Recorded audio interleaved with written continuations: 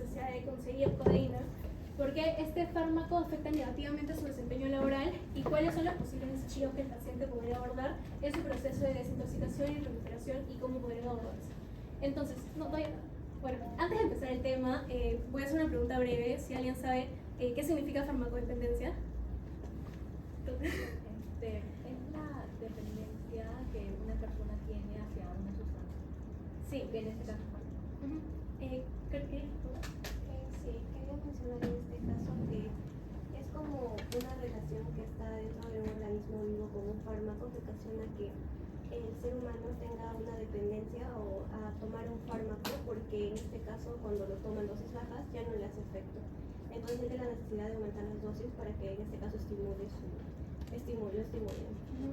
Bueno, ahora sí siguiente, y bueno, es como dicen mis compañeras, la farmacodependencia es en sí la dependencia que se genera a un fármaco, en este caso por la interacción entre un organismo vivo y una droga.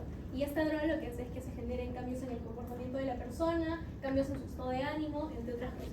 Y bueno, en lo que sí se genera una dependencia, ya sea físico o psicológica, porque este tipo de droga es una sustancia psicoactiva. ¿Qué es una sustancia psicoactiva? Es una sustancia que al ser ingerida va y actúa a nivel del sistema nervioso central. ¿Y cómo actúa? Bueno, más adelante lo vamos a ver detalladamente, pero lo que hace en sí es activar el sistema de recompensa. Que bueno, es un sistema que está dentro de nuestro cerebro, que al ser activado por estos fármacos, lo que hacen es liberar dopamina, y bueno, ya sabemos que la dopamina es un neurotransmisor que regula las emociones, por lo tanto, al final de todo el proceso lo que ocurre es que se genera la sensación de placer y bienestar. Bueno, la farmacodependencia también incluye el deseo intenso de consumir y dificultad para controlar el consumo, que bueno, ya sería la drogadicción, que es el comportamiento compulsivo de la persona de querer consumir y consumir esa droga, porque bueno, siente que ya le gustó. Y bueno, también el aumento de tolerancia y síndrome de abstinencia, que bueno, el aumento de tolerancia es como mi compañera había mencionado, es cuando una persona consume por tanto tiempo una dosis de tal droga que al final ya no le hace efecto porque el cuerpo lo quiere contrarrestar, entonces debe seguir aumentando la dosis para poder lograr tener los efectos. Y el síndrome de abstinencia es lo que le ocurre a la mayoría de personas que consumen este tipo de fármacos y lo dejan de manera brusca. Lo que ocurre es que le empiezan a manifestar diversos síntomas como ansiedad, síntomas en sí físicos o psicológicos. Y bueno, esta es la razón por la que la mayoría de pacientes o personas recae y vuelve a consumir este tipo de drogas. Siguiente, por favor. Bueno, ahora vamos a ver la clasificación de estos fármacos. Según la OMS, se clasifican dentro de 3 grupos: como depresores, como estimulantes o como alucinógenos. Bueno, vamos a empezar con los depresores. Y bueno, son, como dice su nombre, depresores, en este caso del sistema nervioso central, que hacen disminuir la actividad del sistema nervioso central. Eso significa que entorpecen la conciencia, entorpecen las capacidades cognitivas, las capacidades fisiológicas, por ejemplo, disminuyen la respiración, disminuyen el ritmo cardíaco, y bueno, en otras palabras, hacen que la persona esté más tranquila, más relajada. Entre los ejemplos tenemos primeramente el alcohol, que no es un fármaco como tal, pero sí es un tipo de depresor, que bueno, es uno de los más conocidos y de los más utilizados. Por su fácil acceso, ¿no? Creo que la mayoría de acá alguna vez ha probado alcohol y sabe cómo funciona todo el proceso. Al principio lo que ocurre es que la persona está muy feliz, se ríe con facilidad. Si lo sigue consumiendo, lo que ocurre es que ya llega a un estado en el que no puede caminar bien, no puede hablar. Y si sigue consumiendo esto, ya en un estado que se llama sobredosis, en el que ya pasó el límite de alcohol que podía consumir, y lo que ocurren son manifestaciones mucho más fuertes, como amnesia, y en el peor de los casos puede llegar a coma etílico y a muerte por depresión respiratoria. Entre otros ejemplos tenemos a la heroína, que es uno de los fármacos depresores más adictivos, pero también uno de los que causan más consecuencias, como pesadez en las piernas, diarreas crónicas, náuseas, vómitos, entre otros. También tenemos a los barbitúricos, que eran utilizados como ansiolíticos en los años 60, también para diversas cirugías, también eran utilizados como anticonvulsionantes. Sin embargo, se dieron cuenta de que este fármaco traía más consecuencias que beneficios. O sea, causaba mucha intoxicación y además causaba mucha dependencia.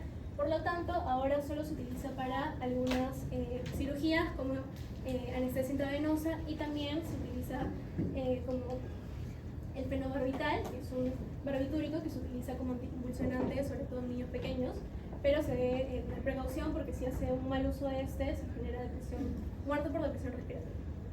Y bueno, tenemos otras como las benzodiazepinas, la morfina, que también son ansiolíticos. Ahora, con respecto a los fármacos estimulantes, estos son lo contrario a los depresores. Estos son fármacos que estimulan el sistema nervioso central, hacen que la persona esté más alerta, más despierto. Por eso, personas con diversos trastornos, como el TDA o la somnolencia y narcolepsia, que son trastornos de sueño excesivo, consumen estos fármacos.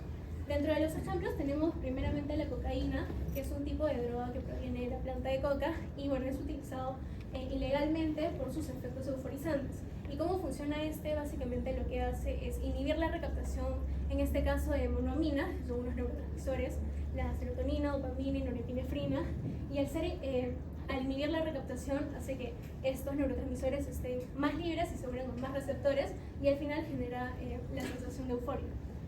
También tenemos a la anfetamina, que bueno, tiene componentes de dextroanfetamina y metanfetamina, que también es utilizado ilegalmente. Bueno, dentro de ellos tenemos al MDMA, que es metil-metanfetamina, que es más conocido como éxtasis.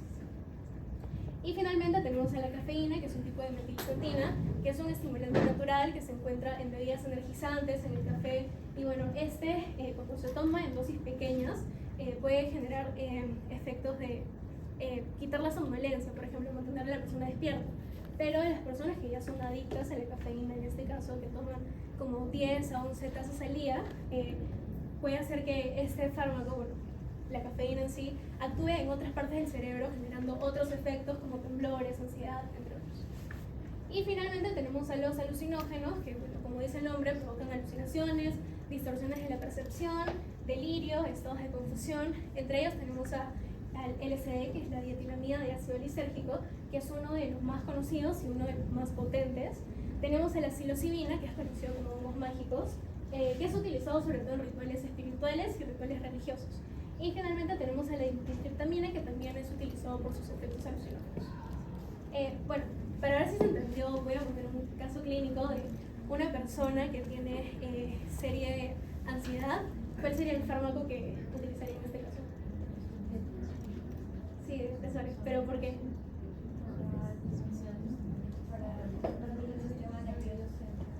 Y que la persona esté más tranquila. Siguiente. Bueno, ahora vamos a hablar acerca de la importancia de conocer la farmacodependencia. Primero es importante porque el consumo de drogas en sí es un problema tanto del individuo como de la sociedad en conjunto y causa diversas enfermedades mentales, ya sean transitorias o permanentes o enfermedades somáticas. En estos tres gráficos hicimos una comparación de diversos estudios que nos muestra cuál es el tipo de droga más consumida a nivel de nuestro país. En el primero podemos ver que la marihuana, seguida de la cocaína, son los más utilizados, sobre todo en Lima. En el segundo gráfico podemos ver la frecuencia. Bueno, en este caso, las drogas más utilizadas son las legales, porque como sabemos tienen un más fácil acceso. En este caso es el alcohol y el tabaco, que bueno, sería el etanol y la nicotina, seguido de la marihuana, de inhalantes y cocaína. Y en el último gráfico nos muestra un estudio realizado en pandemia entre 2020 y 2021, en el que también nos confirman que el alcohol fue uno de los más utilizados, en un casi 93%, seguido del cannabis, que es la marihuana, y la nicotina. Siguiente, por favor. Bueno, también rescatamos estudios a nivel mundial. Bueno, esta es una distribución de un rango de personas de 15 a 64 años, que nos muestra que de estas personas el 5,5% ha consumido drogas al menos una vez en su vida, y que el 13%, que en realidad son como 36 millones de personas que consumen este tipo de drogas, padecen trastornos por este consumo. Y bueno, también a nivel mundial hicimos otro tipo de estudios. Acá se muestra la morbimortalidad en el caso de Estados Unidos, en el que podemos ver cómo en el transcurso de los años ha aumentado las muertes por sobredosis, sobre todo en el género masculino. Y en el último gráfico podemos ver cuáles son los lugares en sí que consumen más drogas. En este caso es América del Sur